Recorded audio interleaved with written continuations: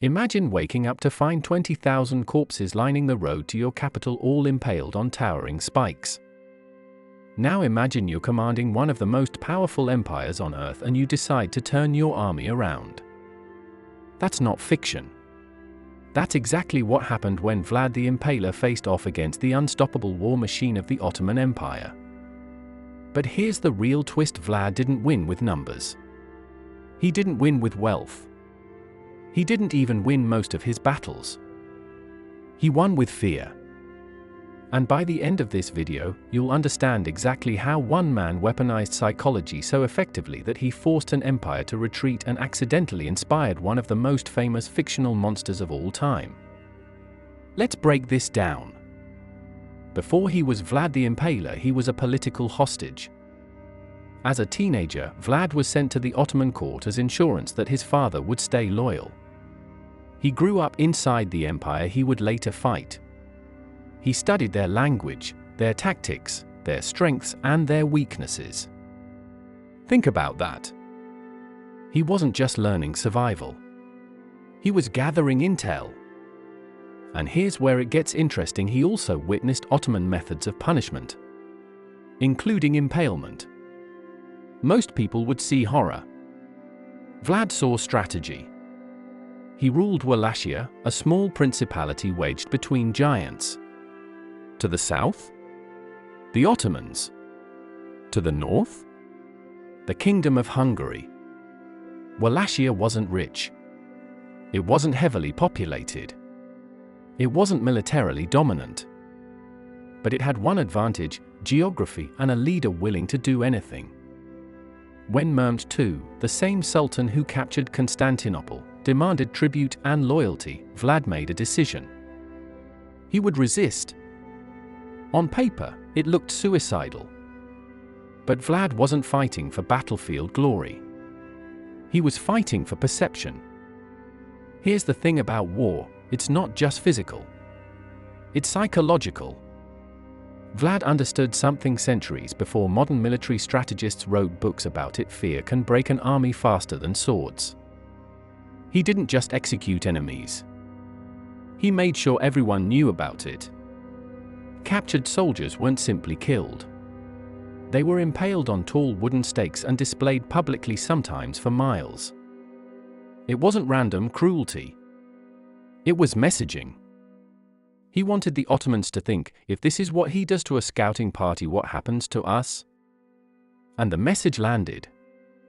In 1462, Mehmed II marched into Wallachia with an army possibly exceeding 60,000 troops. Vlad had maybe a fraction of that. So he didn't meet them in open battle. He used guerrilla warfare. Hit-and-run attacks. Burned crops. Poisoned wells. Destroyed anything the Ottomans could use. Then came the boldest move. Under cover of darkness, Vlad launched a surprise raid directly into the Ottoman camp. His goal? Kill the Sultan himself. He nearly succeeded. Imagine the chaos: torches, screams, confusion, friendly fire. Even though Vlad didn't kill Mehmed, the psychological impact was massive. The Ottomans weren't fighting a conventional ruler. They were fighting a phantom. As Mehmed's army advanced toward the Wallachian capital, they were met with a sight straight out of a nightmare. Thousands, possibly 20,000 impaled bodies arranged like a grotesque forest. Men, women, prisoners, even former Ottoman soldiers. The smell alone would have been overwhelming. But here's the key: Vlad didn't attack. He let the scene speak. According to chroniclers, Mehmed was reportedly shaken. The army's morale plummeted. This wasn't just resistance. This was psychological warfare on an industrial scale. And shortly after, the Ottomans withdrew. Not because they couldn't win militarily, but because the cost mentally and symbolically wasn't worth it. Let's be real. By modern standards, Vlad was brutal beyond comprehension. His punishments were cruel, public, and excessive. But context matters. The 15th century wasn't gentle. Public executions were common across Europe and the Middle East. Fear was governance. The difference?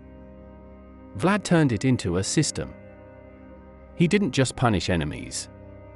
He used spectacle as statecraft.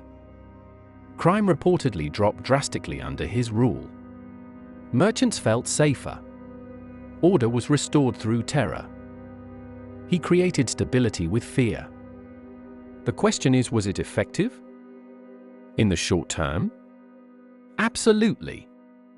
Centuries later, Vlad's reputation would inspire Bram Stoker when writing Dracula.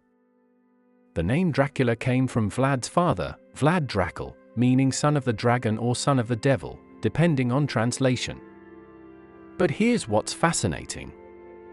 The fictional vampire feeds on blood to survive. Vlad fed on fear.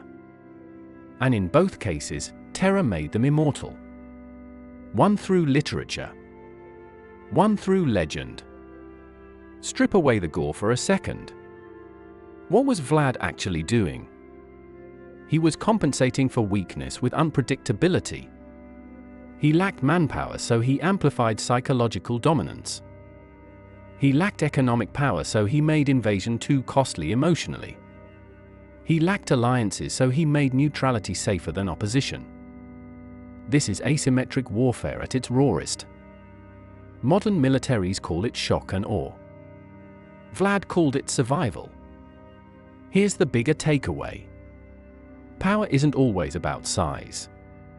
It's about leverage. Small companies disrupt industries. Guerrilla fighters exhaust superpowers. Underdogs win by changing the rules. Vlad didn't defeat the Ottoman Empire permanently, but he forced it to hesitate. And when you can make a giant hesitate, you've already shifted the balance. So here's the truth. Vlad the Impaler didn't terrorize an empire because he was insane. He did it because fear was the only weapon he had that could match their numbers. And for one critical moment in history, it worked. If you found this breakdown of psychological warfare fascinating, you're going to love our next deep dive into history's most underrated strategic masterminds. Hit subscribe, and I'll see you in the next story.